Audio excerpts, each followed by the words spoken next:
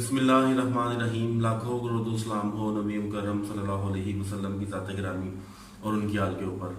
आज बहुत ही अहम टॉपिक मैं लेकर आया हूँ और आजकल की डिमांड के मुताबिक है कि how to start a startup, कि एक स्टार्टअप को हम कैसे स्टार्ट करें, यानी एक स्टार्टअप को स्टार्ट करने के लिए क्या तरीकाकार है।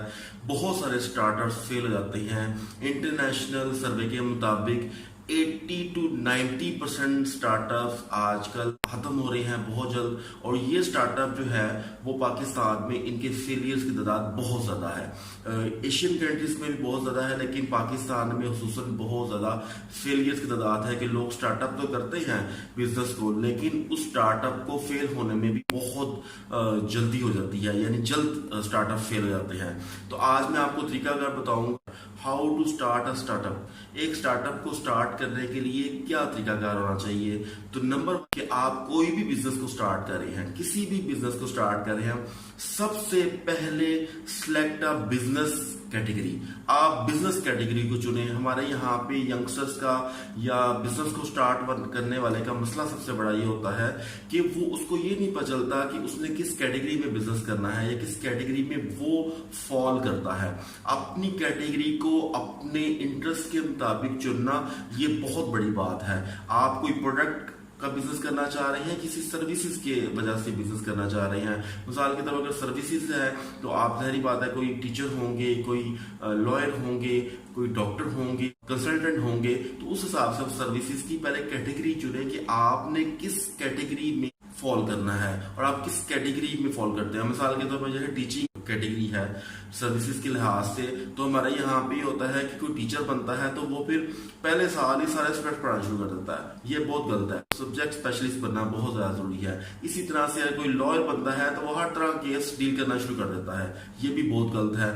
आप पहले अपनी कैटेगरी को चुने कि आपने एज अ लॉयर किस सर्विस को देना है। आप एज अ क्रिमिनल लॉयर है या आप किस चीज के लॉयर स्पेशलिस्ट है। तो इस लिहाज से जब प्रोडक्ट भी कोई बनाए तो प्रोडक्ट के लिहाज से भी आप ये पहले चुने, ये चूज करें कि आपने किस प्रोडक्ट को मैन्युफैक्चर करना है, या अगर सेल करना है, ट्रेड करना है, तो किस प्रोडक्ट को सेल एंड बाय करना है। तो इस लिहाज से हमारे यहाँ पे कैटेगरी अकॉर्डिंग टू इंटरेस्ट या अकॉर्डिंग टू पैशन नहीं होती। हमारे यहाँ पे कैटेगरी चुनते हैं अकॉर्डिंग टू मार्केट ट्रेंड, के मार्केट ट्रेंड जो भी चल रहा है उसके मुताबिक जो है वो हम अपनी कैटेगरी को चुन लेते हैं। ये बहुत गलत है। सबसे पहले अपनी बिजनेस कैटेगरी को ढूंढें, अपनी बिजनेस कैटेगरी को देखें अपने इंटरेस्ट के मुताबिक, जो आपका अपना पर्सनल इंटरेस्ट है। मार्केट में थोड़ी छोटी क्यों ना हो, लेकिन अगर आपका अपना पर्सनल इंटरेस्ट होगा, आपका अपना पर्सनल पैशन होगा, तो आप एक मार्केट में छा जाएंगे। आपकी मार्केट कैटेगरी बहुत अच्छी डेवलप हो जाएगी अगर आपका उसमें इंटरेस्ट है, उसमें पैशन है और राइट कैटेगरी में आपने उसको फॉलो किया है। तो number one, select a business category. तो बिजनेस कैटेगरी को चुनें। सेकंड, कोई भी काम करें तो उसका बजटिंग एनालिसिस पहले कर लें। हमारे यहाँ पे होता है कि कोई बंदा अपना शोरूम खोल लेता है, कोई ब्रांड खोल लेता है, तो उस लिहाज से वो खोलने के बाद बजटिंग एनालिसिस करता है। ये बहुत गलत है। सबसे पहले अपनी बजटिंग एनालिसिस को देखो कि आपके पास कितना बजट है, आप कितना बजट कंज्यूम कर सकते हैं, कितना बजट आपके पास रिजर्व्स है। रिजर्व्स का बजट होना बहुत जरूरी है। मिसाल के तौर पर कोई आप ब्रांड खोलना चाहते हैं, कोई शॉप खोलना चाहते हैं या कोई भी बिजनेस स्टार्ट करना चाहते हैं, तो आपके पास सबसे पहले 1 साल के रिजर्व्स होने चाहिए, या कम से कम 6 माह के तो लाजमी होने चाहिए। 6 माह के फिर भी कम है, लेकिन 1 साल तक के होने चाहिए कि 1 साल तक का आपका शॉप का रेंट होना चाहिए। अगर कोई फैक्ट्री है तो फैक्ट्री का रेंट होना चाहिए। आपके पास 1 साल के लिए एम्प्लॉयज की सैलरीज के पैसे होने चाहिए। आपके पास 1 साल तक के लिए प्रोडक्ट को खरीदने की गुंजाइश होनी चाहिए। तो ये तमाम तरह की बजटिंग एनालिसिस करते हैं। हमारे यहाँ पे होता है कि बजटिंग एनालिसिस किए बगैर ही कोई शॉप खोल लेते हैं, जिससे बहुत नुकसान होता है। और जो स्टार्ट करने वाला बिजनेस है, बिजनेस को स्टार्टअप करने वाला है शख्स, वो बिल्कुल कर्जों में डूब जाता है और वो उसको समझ नहीं आती और आखिरकार बिजनेस को 1 साल के अंदर अंदर ही क्लोज कर देता है। तो बिजनेस को क्लोज करने की बजाय आप बिजनेस को शुरू करने से पहले, उसको स्टार्ट करने से पहले आपको बजटिंग एनालिसिस करना चाहिए कि मेरा बजट कितना है और मैं अपने बजट के अंदर कितनी कैपेसिटी पे काम कर सकता हूँ। हमारा बजट होता है मिसाल के तौर पे 10 लाख रुपीस या 20 लाख रुपीस, काम हम खोल लेते हैं 1 करोड़ का, तो फिर हमारी कैटेगरी फॉल नहीं वहां पे करती और हमारा वहां पे बजटिंग एनालिसिस भी प्रॉपर नहीं होता। तो सबसे पहले आप बजटिंग एनालिसिस कर ले, अगर नहीं आता तो किसी एक्सपर्ट से करवा लें ताकि आप प्रॉपर तरीके से बजटिंग एनालिसिस करते हुए अपने बिजनेस को सक्सेसफुली स्टार्ट कर पाए। थर्ड वन, जो बिजनेस को स्टार्ट करने वाले स्टार्टअप्स होते हैं वो अपनी टारगेट कस्टमर्स को नहीं ढूंढ पाते हैं। वो उनको नहीं पता चलता कि उनका टारगेट कस्टमर्स क्या है, मैन है, वुमेन है, किड्स हैं, कौन से उनके टारगेट कस्टमर्स हैं। तो सबसे पहले आप कोई भी बिजनेस को स्टार्ट करें, अपने टारगेट कस्टमर्स को ढूंढें कि ये मेरी पर्टिकुलर प्रोडक्ट किस कैटेगरी के फॉल करती है, किस कैटेगरी के कस्टमर्स को फॉल करती है। आपने देखा होगा हमेशा जीरा प्लस का जब भी कमर्शियल आता है तो किसी बूढ़े को लाया जाता है, क्योंकि जीरा प्लस की कैटेगरी ओल्ड लोग हैं, बूढ़े लोग हैं, वो पसंद करते हैं। इसी तरह से आपने सर्फ एक्सेल की या एरियल की देखी होगी एड अक्सर, तो आपको पता चला होगा कि अक्सर और बेशतर जो है वो एरियल की या सर्फ एक्सेल की एड में मैक्सिमम खवातीन होती हैं, खवातीन से ही वो ऐड करवाया जाता है। अगर कोई मेल होता है तो वो एक स्पोर्टिंग कैटेगरी होती है, लेकिन मेन कैटेगरी हमेशा सर्फ एक्सेल की और एरियल में फीमेल ही होती हैं। क्यों होती हैं? इस वजह से क्योंकि प्रोडक्ट मैन्युफैक्चरर को, ब्रांड वाले को पता है कि ये मेरी कैटेगरी, ये मेरा टारगेट कस्टमर कौन है।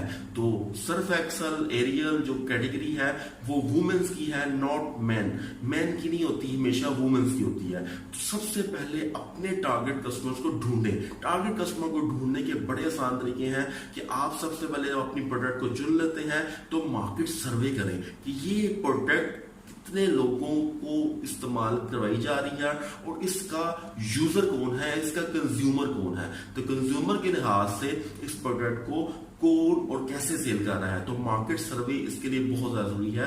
अपने कस्टमर्स की टारगेटिंग को ढूंढने के लिए, यानी टारगेट कस्टमर्स को तलाश करने के लिए। चौथे नंबर पे बिजनेस को स्टार्टअप करने के लिए बहुत जरूरी है कि हमें ये पता होना चाहिए कि मार्केट गैप कितना है, कि बिजनेस जो भी हमें स्टार्ट करना है उसका मार्केट गैप मार्केट में कितना है। ये ऐसा तो नहीं हो रहा कि आप एक ऐसी मार्केट में जा रहे हैं या आप एक ऐसी मार्केट में बिजनेस खोलना चाह रहे हैं जो ऑलरेडी सैचुरेटेड मार्केट है। आप बिजनेस को स्टार्ट करने से पहले देखो मार्केट गैप कितना है, कि आप ऐसी मार्केट में तो नहीं बिजनेस खोलना चाह रहे या ऐसी कैटेगरी में तो बिजनेस खोलने नहीं जा रहे जो ऑलरेडी सैचुरेटेड है, जो ऑलरेडी खराब हो चुकी है। मिसाल के तौर पर जैसे किसी जमाने में फिल्म सिटीज का काम बहुत ज्यादा चलता था, वो आज के दौर में वो एक डिस्ट्रॉयड मार्केट है, वो एक सैचुरेटेड मार्केट है और डिस्ट्रॉय मार्केट है, उसका कोई खास बिजनेस नहीं। क्योंकि जितने भी सीरीज के लोग थे, जितने भी फिल्म को देखने वाले लोग थे, वो सारे नेट पे शिफ्ट हो चुके हैं। इसी तरह से अगर आप मोबाइल्स की दुनिया में देखें तो मोबाइल्स में जो फीचर फोन था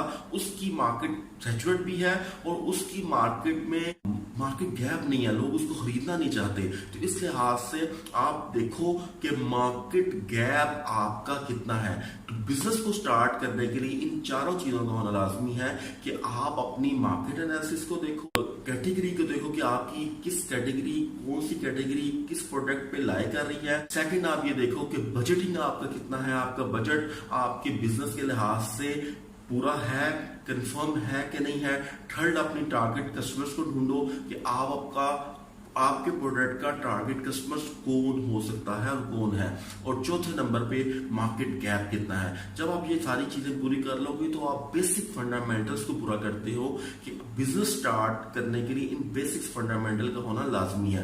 तो ये बेसिक फंडामेंटल्स है और how to start a startup के लिए ये बहुत ही मजबूत पिलर का किरदार अदा कर सकता है। तो जब भी कोई बिजनेस स्टार्ट करो इन चारों चीजों को फर्स्ट प्रेफरेंस से एनालिसिस करो। अगर एनालिसिस नहीं करना आता तो किसी एक्सपर्ट से करवा लो। कि बिजनेस एनालिसिस करवाने के लिए हम बिजनेस को कंसल्ट भी करते हैं, आप हमसे भी राब्ता कर सकते हैं। हस्बी अल्लाहु ला इलाहा इल्ला हु अलैहि तवक्कलतु।